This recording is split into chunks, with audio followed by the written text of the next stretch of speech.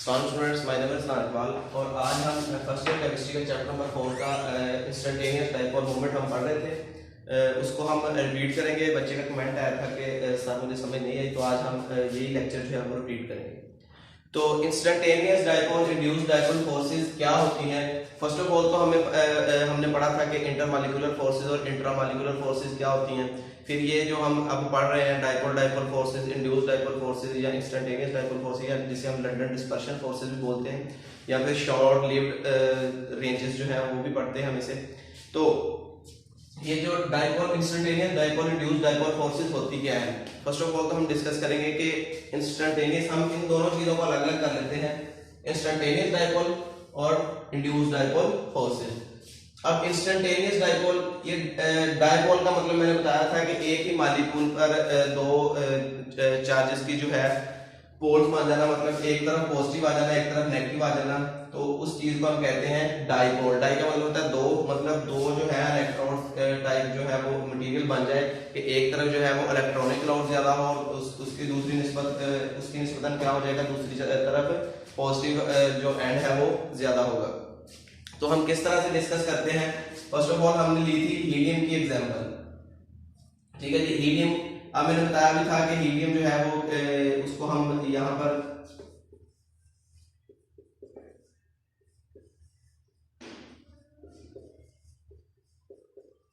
ये हीलियम के मॉलिक्यूल्स हैं। अब मैंने बताया था कि क्योंकि जो हीलियम है वो एटॉमिक फॉर्म और उसकी जो मॉलिक्यूलर फॉर्म है वो सेम होती है। क्यों?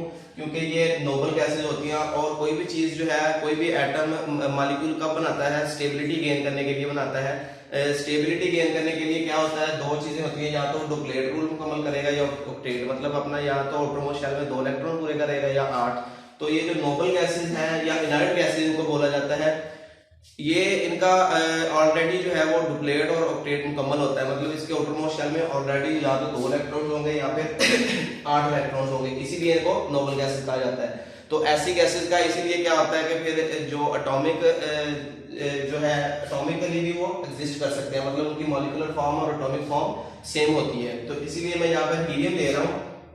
अब मैंने क्या किया, मैंने हीलियम गैस ली। अब हमें पता है कि जो हीलियम गैस है, कोई भी जो गैस है वो हीलियम हो, क्लोरीन हो, कोई भी गैस हो, वो जो गैस होगी वो उसके जो मॉलिक्यूल्स होंगे वो रैंडमली कांस्टेंटली जो है वो मूव करते रहेंगे, मतलब रैंडम मोशन में हमेशा उसके जो मॉलिक्यूल्स हैं वो सिलेंडर में मूव करते रहेंगे। मतलब ये अगर यहाँ से यहाँ पर जा सकता है, यहाँ से यहाँ पर जा सकता है, यहाँ से यहाँ पर जा सकता है, यहाँ पर जा सकता है। अब देखिए, मैंने अगर फर्ज कर ले ये वाला जो है मॉलिक्यूल इस तरफ मूव कर रहा है, इस वाले मॉलिक्यूल की तरफ, ये हीलियम का एक मॉलिक्यूल है मेरे पास और एक दूसरा हीलियम का मॉलिक्यूल पास है। ये दोनों एक दूसरे की तरफ मूव किया, इसने इसकी तरफ मूव किया और उसके पास चला गया। अब पास चला गया तो जाहिर सी बात है, हीलियम एक एटम है, मतलब इसमें इलेक्ट्रॉन्स भी होंगे, इलेक्ट्रॉन्स होंगे इसके शेल में। फर्ज कर ले यहाँ पर इलेक्ट्रॉन्स है, ये इलेक्ट्रॉन्स क्या करेंगे, ये एक दूसरे को रिपेल करेंगे, क्योंकि जो सेम चार्जेस है वो हमेशा क्या करते हैं, रिपेल करते हैं एक दूसरे को। तो ये क्या करेंगे, ये रिपेल करेंगे, हीलियम के दो जो एटम है एक दूसरे को रिपेल करेंगे। जब ये इलेक्ट्रॉन्स एक दूसरे को रिपेल करेंगे तो ये इलेक्ट्रॉन इस रिपल्जन फोर्स की वजह से क्या करेंगे, इस तरफ मूव करने की कोशिश करेंगे, और इधर वाले जो है वो इस तरफ मूव करने की कोशिश करेंगे। तो इस रिजल्टेंटली क्या होगा, कुछ इस तरह का इसका मॉलिक्यूल का जो है वो स्ट्रक्चर बन जाएगा।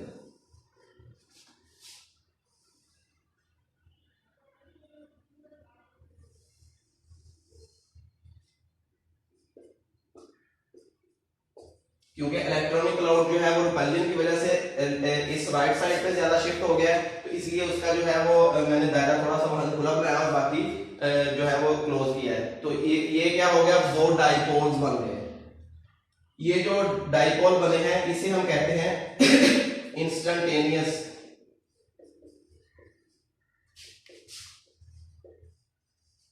Instantaneous dipole. इंस्टेंटेनियस डाइपोल इसलिए सिखाया जाता है क्योंकि एक मोमेंटरी डाइपोल होता है। मोमेंटरी डाइपोल का मतलब क्या है कि ये बस कुछ ही देर के लिए एग्जिस्ट करता है, उसके बाद क्या होगा, ये दोबारा से अपनी असल वाली फॉर्म में, हीलियम के जो जैसे मॉलिक्यूल एग्जिस्ट करते हैं वैसे दोबारा उसी फॉर्म में आ जाएगा। अब देखिए, जब ये मॉलिक्यूल बना है, फर्स्ट डाले ये वाला इंस्टेंटेनियस डाइपोल जो है मैं यहां पर बना रहा हूं,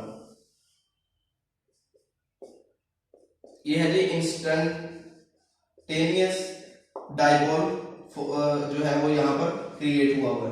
ये आगे फर्दर अब ये गैस के सिलेंडर में पड़ा होगा, नेक्स्ट और भी हीलियम के मॉलिक्यूल्स होंगे तो क्या होगा, किसी और हीलियम के मॉलिक्यूल के साथ भी ये टकराने की पॉसिबिलिटी होगी। तो अब देखें यहाँ पर नेगेटिव चार्ज है, इसके भी इर्द गिर्द जाहिर सी बात है शेल्स में इलेक्ट्रॉन्स होंगे, तो ये क्या करेगा, ये इस वाले को क्या करेगा, रिपेल करेगा। अब हमने पढ़ा था कि जो पोलर होता है, अब ये एक लम्हे के लिए जो हीलियम का ये वाला मॉलिक्यूल है ये पोलर है। पोलर किस तरह से है, क्योंकि दोनों तरफ इसके पोल बने हुए हैं, पॉजिटिव पोल भी और नेगेटिव पोल भी। और हमने यही बात पढ़ी थी, हमने पढ़ा था इंड्यूस्ड जो हमने जब इंड्यूस्ड डाइपोल पढ़ा था उसमें हमने पढ़ा था एक पोलर और एक नॉन पोलर। पोलर का जो पॉजिटिव एंड होगा वो क्या करेगा, नॉन पोलर के नेगेटिव एंड को, नेगेटिव एंड का मतलब क्या है, इलेक्ट्रॉन्स को अपनी तरफ कशिश करेगा। अब देखें यहाँ पर है, मैं यहाँ से इसको उल्ट करके बना लेता हूँ ताकि समझ आ जाए कि जो इसका ये पोलर है, अब इंस्टेंटेनियस बेशक है लेकिन है ये पोलर फॉर्म में क्योंकि इसके पोल्स बने हुए हैं। तो इसका ये जो पॉजिटिव एंड है ये अट्रैक्ट करेगा इस वाले के इलेक्ट्रॉन्स को, हीलियम के जो इलेक्ट्रॉन्स हैं उनको क्या करेगा, ये अपनी तरफ अट्रैक्ट करेगा ड्यू टू इस पॉजिटिविटी की वजह से। अब ऑपोजिट चार्जेस हैं एक दूसरे को अट्रैक्ट करेंगे, तो ये अट्रैक्ट करने की वजह से क्या होगा, ये भी अपना जो है जो इलेक्ट्रॉनिक क्लाउड है वो कशिश होकर इसकी तरफ आ जाएगा। तो किस तरह से नेक्स्ट जो है वो दो नए बन जाएंगे इसके डाइपोल्स। वो क्या होंगे जी, एक तो ये जो पहले था हमारे पास नेगेटिव पॉजिटिव, दूसरा ये बन जाएगा, इस तरफ नेगेटिव आ जाएगा और इस तरफ पॉजिटिव चला जाएगा। अब ये क्या था, इंस्टेंटेनियस डाइपोल, ये वो वाला डाइपोल है जो यहाँ पर इंस्टेंटेनियस डाइपोल था, और ये क्या है, इंड्यूस हुआ है नए एटम से। अब ये नॉन पोलर था, नॉन पोलर क्यों था, क्योंकि इसके ऊपर कोई भी पोल्स नहीं थे। तो क्या हुआ है, पोलर ने जब पोलर में पॉजिटिव एंड ने इसके इलेक्ट्रॉन को कशिश किया तो इस पर भी एक डाइपोल इंड्यूस होगा जिसे हम क्या कहते हैं, इंड्यूस्ड डाइपोल। अब इन दोनों के दरमियान कोई ना कोई कशिश होगी, क्यों, क्योंकि ये पॉजिटिव और ये नेगेटिव है, जाहिर सी बात है दोनों एक दूसरे को किसी ना किसी तरह से कशिश करेंगे क्योंकि ये ऑपोजिट चार्जेस हैं। ये जो फोर्स ऑफ अट्रैक्शन होगी इनके दरमियान ये कहलाती है dipole, instantaneous dipole induced dipole forces. अब उम्मीद है आप लोगों को समझ आ गई होगी कि किस तरह से जो है, पहले फर्स्ट ऑफ ऑल क्या होता है कि दो जो मॉलिक्यूल मूव कर रहे हैं वो आपस में, जाहिर सी बात है क्योंकि वो रैंडमली मूव कर रहे हैं तो उनके चांसेस होंगे आपस में कोलाइड करने के। तो जब वो कोलाइड करेगा तो क्या होगा, दो डाइपोल हमारे पास बनेंगे। वो डाइपोल इंस्टेंटेनियस जो डाइपोल कहलाएगा क्योंकि वो एक मोमेंटरी फोर्स है। मोमेंटरी फोर्स का मतलब क्या है कि बिल्कुल थोड़ा देर के लिए रहने के लिए। अब वो जो इंस्टेंटेनियस डाइपोल है, जाहिर सी बात है वो भी उसी सिलेंडर में पड़ा होगा, तो क्या करेगा, किसी ना किसी और एटम के साथ भी उसके चांसेस होंगे टकराने के, किसी ना किसी और मॉलिक्यूल के साथ, हीलियम के किसी ना किसी और मॉलिक्यूल के साथ। जब वो टकराएगा तो उसका जो पॉजिटिव एंड है वो जो हीलियम के इलेक्ट्रॉन्स हैं उनको अपनी तरफ अट्रैक्ट करेगा और एक नया जो है वो डाइपोल इंड्यूस कर देगा। तो ये जो अब इंस्टेंटेनियस डाइपोल और इंड्यूस्ड डाइपोल है, इनके दरमियान जो फोर्स होगी उसे हम बोलते हैं instantaneous dipole induced dipole forces.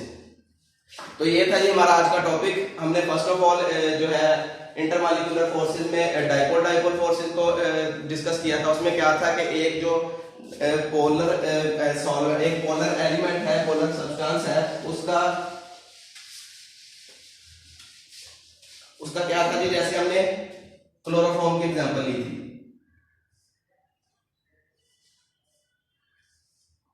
Cl Cl Cl H।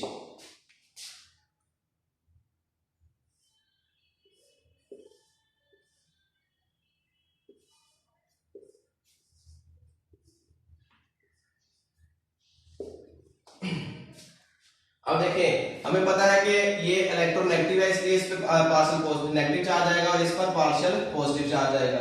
अब इस पे पार्शियल नेगेटिव है, पार्शियल नेगेटिव है और पार्शियल नेगेटिव है। अब ये पार्शियल नेगेटिव पार्शियल पॉजिटिव को किसी ना किसी फोर्स के साथ अपनी तरफ अट्रैक्ट करेगा। ये जो फोर्स ऑफ अट्रैक्शन होगी इसे बोलते हैं डाइपोल फोर्सेस। इसी तरह हमने पढ़ा था इंड्यूस्ड डाइपोल फोर्सेस, वो हमने इसमें भी डिस्कस कर लिया कि इंड्यूस्ड किस तरह होता है कि एक जो पोलर हमारे पास सॉल्वेंट है, पोलर का मतलब क्या है कि जिस पर ऑलरेडी जो है वो दो पोल्स एग्जिस्ट कर रहे हो, ये नेगेटिव है ये पॉजिटिव है। अगर ये किसी नॉन पोलर के साथ के कांटेक्ट में आए और उसके इलेक्ट्रॉन्स को क्या करे, अपनी तरफ अट्रैक्ट करे, ये पॉजिटिव है, इसका पॉजिटिव एंड आप उसके इलेक्ट्रॉन को अपनी तरफ अट्रैक्ट करे तो वो क्या करेगा, एक नया पोल इंड्यूस करा देगा। ये वाला जो पोलर था वो वैसे का वैसे ही होगा, नेगेटिव पॉजिटिव, और इसकी कशिश की वजह से क्या होगा, ये भी दो पोल्स में, मतलब इसका इलेक्ट्रॉनिक क्लाउड एक साइड पे आ जाएगा और उसमें जो वो पोलर बेशक मॉलिक्यूल है लेकिन उसमें न्यूक्लियस तो पड़ा होगा, तो वो न्यूक्लियस क्या होगा, न्यूक्लियस से ऑपोजिट साइड में जहां पर पॉजिटिव उसको अट्रैक्ट करेगा, वो जो उसका इलेक्ट्रॉनिक क्लाउड है उसकी तरफ चला जाएगा। इलेक्ट्रॉनिक क्लाउड का मतलब क्या है कि जितने भी इलेक्ट्रॉन्स होंगे वो इस पॉजिटिव चार्ज की कशिश की वजह से एक साइड पे आना शुरू हो जाएंगे। तो क्या होगा, ये वाला एक नया पोल इंड्यूस हो जाएगा उस नॉन पोलर मॉलिक्यूल में, इसे बोलते हैं इंड्यूस्ड डाइपोल फोर्सेस। तो और इंस्टेंटेनियस डाइपोल फोर्सेस हमने देख ली कि इस वाला और इस वाले के दरमियान क्या होगा, कोई ना कोई कशिश होगी, क्योंकि ये पॉजिटिव एंड है ये नेगेटिव एंड है, इन दोनों के दरमियान कोई ना कोई कशिश होगी, ये कशिश कहलाएगी instantaneous dipole induced dipole forces. और उम्मीद है आपको आज का लेक्चर समझ आ गया होगा।